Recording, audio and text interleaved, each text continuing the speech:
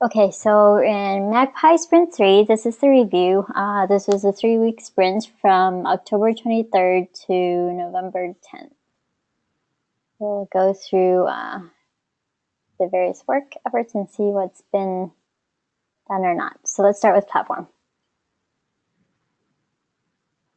John?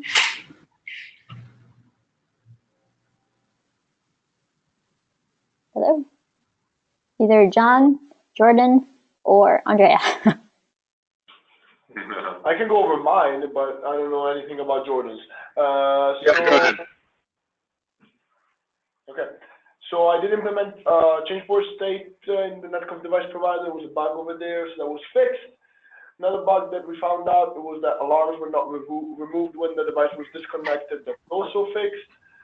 And I postponed another bug because I started some investigation work, found out that it was not what I expected, and I did not have time to pick it up again, and I'll use the hardening sprint to fix that, and that's the 7149, which is in progress. Yeah, so John was working on restoring the old, eventually consistent faux rule store for tests. That's done. And then we did a big upgrade to Atomics that has lots of bug fixes for ISSU. And then related to that, did a lot of cleanup of data directories and also implementing an offline backup and recovery processing upgrade. Okay. Thank you, Andrea and Jordan. And then maybe something to point out is the backup restore mechanism, right? We're putting in place for Sarov to help with some deployment efforts. And so we'll need to make sure we get that documented. And then Web UI? Yeah, so this is Simon. I'm speaking on behalf of Stephen.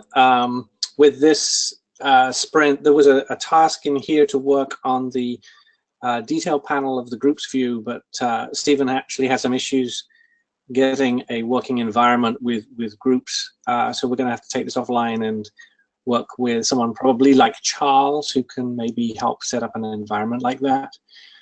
So instead of that, what Stephen did was he pulled a number of smaller tasks off the backlog and got those done instead. So we've made forward progress. It's just that we didn't really complete what we had originally set out to do at the beginning of the sprint.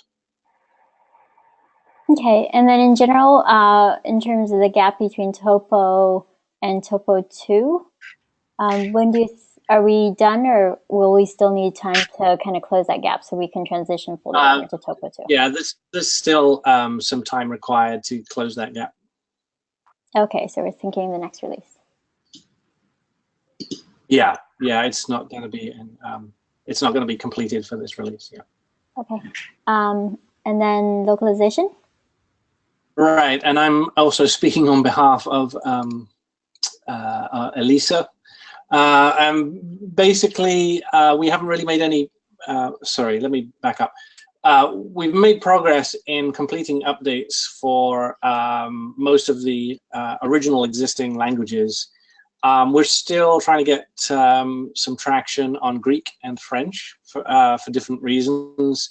The Greek translation, the contributor was having some issues which Elisa was not able to help with, so we've requested that she actually ask for help in the Slack channel so that somebody can kind of pick up and work with her to solve the issue that she was having. I think it was just environmental setup. And then with the French, we have Abdul Halim's students. They're working. I think they're working with him to currently to. They're just picking up, you know, the concepts of SDN and so on. But the idea is that they will actually be available to help us there. So. Again, another note: we have no one actively working on the internationalization of the views. This is the bit where you make the software actually able to cope with the translations.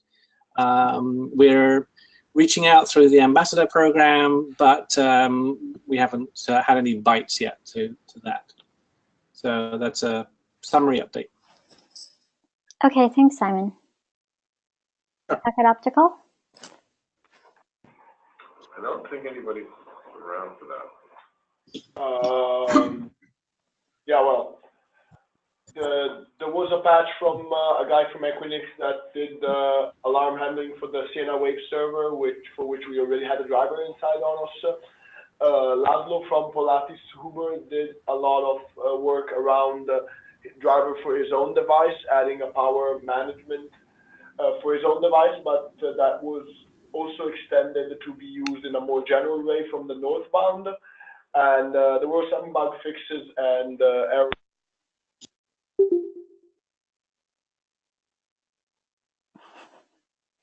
Do you lose Menlo? Yeah, Houston, we have a problem. mid-sentence. I wonder if they know this. I thought we were putting in a fix to handle fiber cuts. Mark hasn't gotten around to it, right? Oh, okay, we'll wait for the team to join back. Did they message you? No. Okay, I messaged them that said we lost the Menlo Park. Oh dear.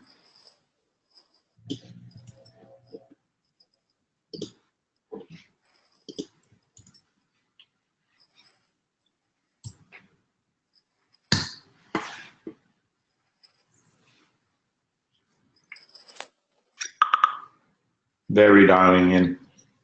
Okay.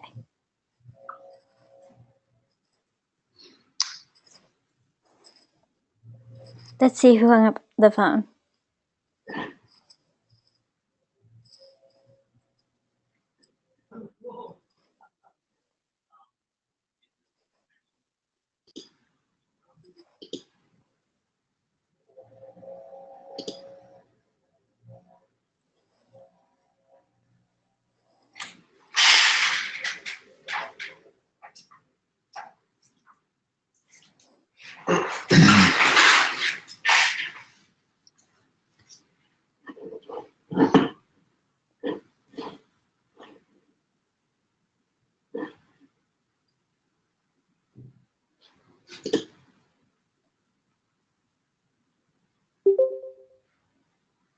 Hey guys, Okay. Can you hear us now? Hello. Yep. Okay, good. So I don't know where we cut off. I guess you two was just about to talk about this, the packet optical stuff. But I think pretty much Andrea already covered it. So mostly community contribution from Equinix and Polatis, and he already covered both of them. Okay. That's it for packet optical. Okay, thanks, Andrea and Utah. Virtualization. So Claudine is not able to join us at the meeting. They've done some work on OF Agent to handle group mod, meter mod, port mod, and then creating a virtual network STC, so a test scenario. And then in progress, they're implementing the skeleton for the virtual gateway. On the OF Agent side, handling of meter stats request and logger tracer for per tenant. And then creating virtual network test cases. Dynamic config. So there was a report that there is a heap usage problem in the dynamic config. We tried to come up with a test program to try to reproduce it, but we weren't able to find a significant problem in it. So I guess we'll be pretty much closing this issue. In progress, so we've been analyzing the gaps, and most of the problem funnels down to the issue in the dynamic config store design. And I'm starting to have a rough idea where the root cause of the problem is. So hopefully we will be able to come up with alternative design moving forward.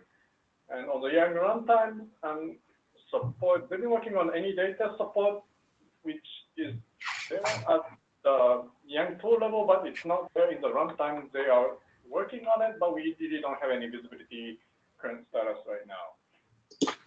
Similarly for RefConf, filtering and device proxy code, said to be there on their side, but they are not ready to push it to the open source side of things, so we're waiting for that to happen. And the last one is refactoring work.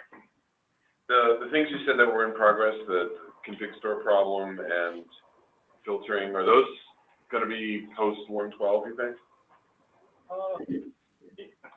It doesn't have to be released on 1.12, so I think we can just wait for the branching and start working on okay. one. Good. Is the last bullet an incomplete sentence? That's it. Was that a question or what?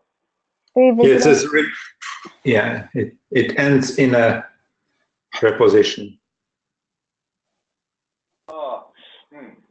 Well, that's just refactoring work is still going. Some of the common yang was left behind, so that is still being worked on. That was supposed to be it. I'll update that the document later on.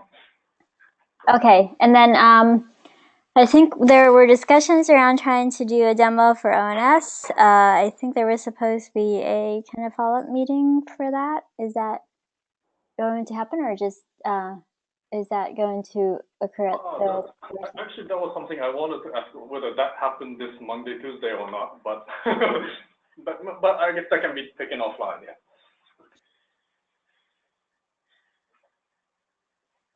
I think the answer is I don't think it happened. Oh, okay. Then we probably need to reschedule next week or something, I guess. Okay.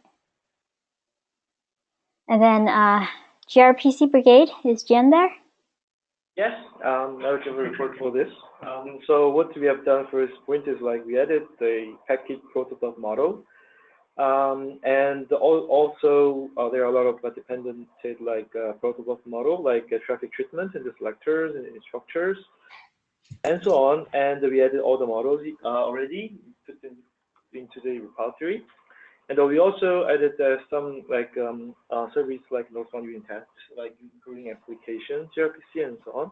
Also, we refactored several like gRPC services to use static like weight binding. So we realized that some of the code has been sort of dependent on unit test code, so we tried to like remove that part from the thing. And also, since we have added all the like relevant models for the package, so now we are in the middle of adding the package gRPC and northbound. Once this has been done, then probably we'll do more investigation on how to put this AAA application out of this like ON.Lab application, and probably we can consider to containerize it using the package gRPC services. So just to add to this, we had a discussion during Cord Build with David Bainbridge. He had mentioned, a really great use case we could try to look at here is take the Volta applications, starting with the AAA app, and then see if we could bring it off platform, right? And what this allows them to do is be able to containerize applications and deploy them and scale them individually. So one of the things we're looking at is, can we start using that as the use case, identify the APIs that are needed there, and then start doing that work. There are some folks that expressed interest in contributing, so I sent out various emails to different folks to try to get them connected. Thanks, Jen. And then Build and Package Brigade, we have not seen any planning or contributions or updates to this in a few sprints. So I will continue to not add a sprint in Jira for this brigade.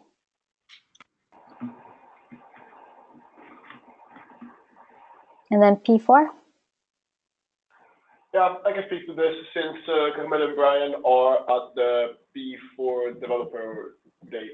So I added a video of the P4 runtime demo that we had at Layer 123 SDN World Forum. If you want, you can click on the YouTube link over there and just get it. We created a meter programmable and meter driver provided to support the work from the community. We implemented the state distribution in the pipeconf service. So right now, even in a multi-ONOS environment, the pipeconf, which is assigned to a device, the information about that is replicated. Brian created a Python-based exercise about before runtime for the before developer day.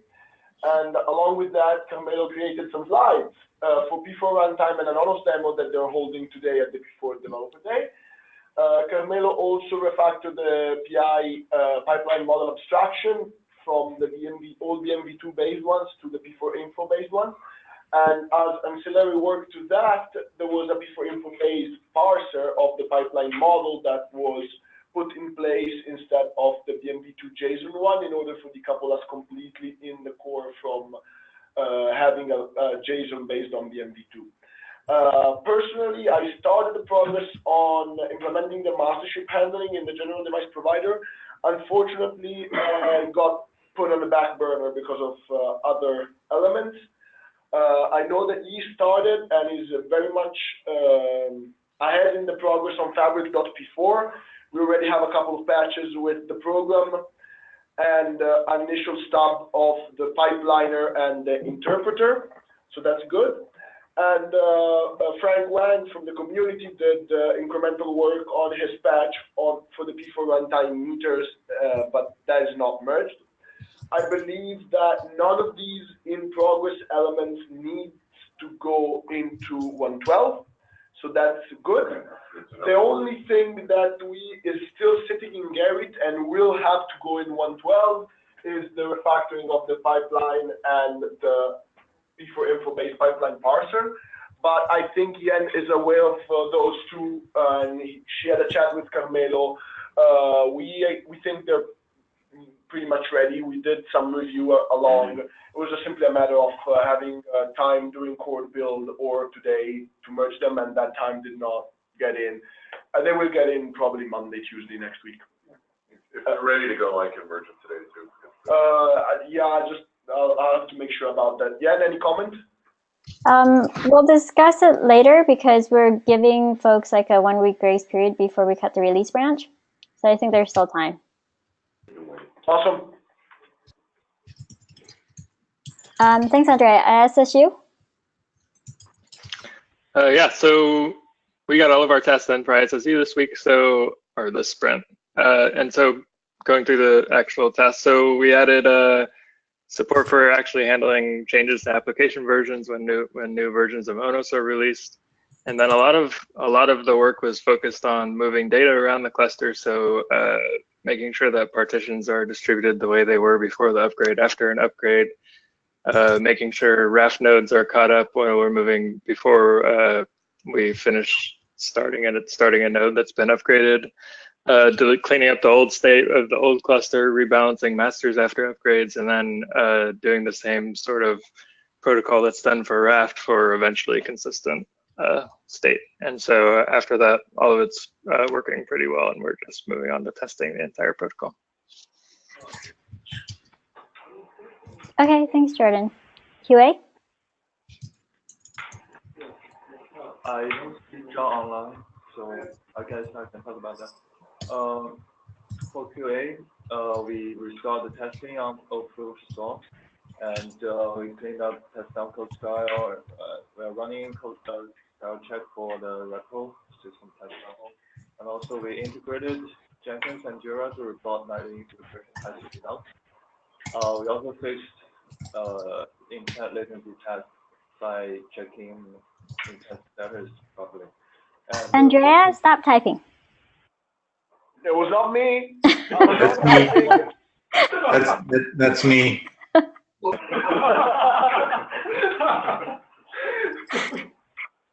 You owe me a beer. QA work in progress includes we are still working on some software test improvements and investigation on some timing issues in mastership failover test. Next slide, please. Okay, thank you. And then bug stats. Okay, bug status. So this sprint, there's 20 bugs graded and 13 resolved So 203 open bugs in total. For the high priority bugs, the first one is the new one. I don't know the details, but it seems we have risk conditions when restarting a node, which causes a topology problem. And the rest are from the earlier sprints, but the second and the third are more critical, and we would like to include into the bug sprint. And besides this, we are still working on investigating some other problems we saw after the atomics upgrade. So the bugs are not created yet, but we'll get the list of the high priority bugs before the bug sprint or the planning next week. Yeah, and 6612 with the new way that we're running Jenkins is not nearly as much of an issue as it used to be. We couldn't take advantage of a cache if we wanted to. Okay. Thank you. And then looking at Magpie Sprint 4, this will be close to a 3-week sprint. We're like 1 day shy. What we'll end up doing is we'll cut a M support branch. We're thinking probably about a weekend, so November 20th. And then we'll do an official release whenever it's stable, but hopefully by or before November 30th. So the planning for Sprint 4 will be on Monday at 2 p.m. I'll close the sprints after this meeting and create the new ones. With the new JIRA, they just automatically go into or I set them to go to the updated version of the sprint for each of your sprints. And then the hardening sprint will be focused on bug fixes. I think Sujitra had mentioned that there will be plans to do a bug scrub for next week. I don't know if Sujitra is online. Okay. Can you work with Sujitra and get one scheduled or on the ONOS calendar? Okay. Okay. And then we'll create a maintenance branch once the identified exceptions have been addressed. I think what we're looking at, though, is there's a bunch of pending patch sets. We can add the link in a bit, but there's a spreadsheet that Thomas and Ray have been working through and identifying pending items. And so there are action items in there for lots of folks. Please review that. And then we'll look at creating a release branch on November 20th. And so that should help. That was going to be the Monday. Ray, did you prefer to do it on the Monday or the Friday before? I'm open to either. I think it was really more what works for you. So we're talking about like a week from today or 2 weeks from today? I'm confused now. So the 13th is the start of the sprint, and the 20th is 1 week after that on the Monday. Our other option is the 17th, which is a Friday. I'd rather do it on Monday, I think. Okay. Give people the weekend to get stuff in if they need to. I thought so. But that just means they get to work weekends. Okay, there are no demos for the sprint. So I think that's all we've got. Does anyone have any questions or comments? Okay, so sprint planning on Monday. I will close out sprints right after this and then set up the new ones. And so if you guys can go in there, add any additional stories or clean up your sprints in JIRA, and then we'll review them on Monday. Okay, what do you think, while everyone's still on the line here, what's the best way for Thomas and I to get the list of reviews to people that we need them to do? Should we just email people individually, share the spreadsheet? What's the best way? That's the spreadsheet, what Yen's putting up now. That was Thomas. Or Thomas. But I don't remember, well, Thomas can fix the sharing. Let's just do it that way. Everyone, please take a look at this. It's split up into columns.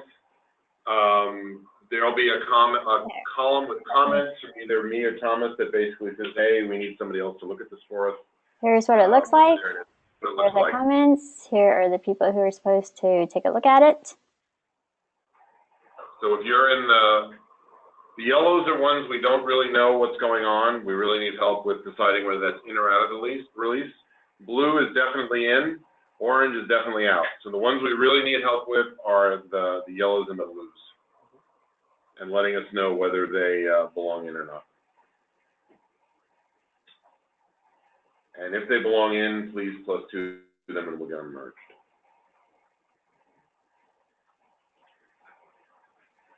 Okay. All right, thank you, Thomas.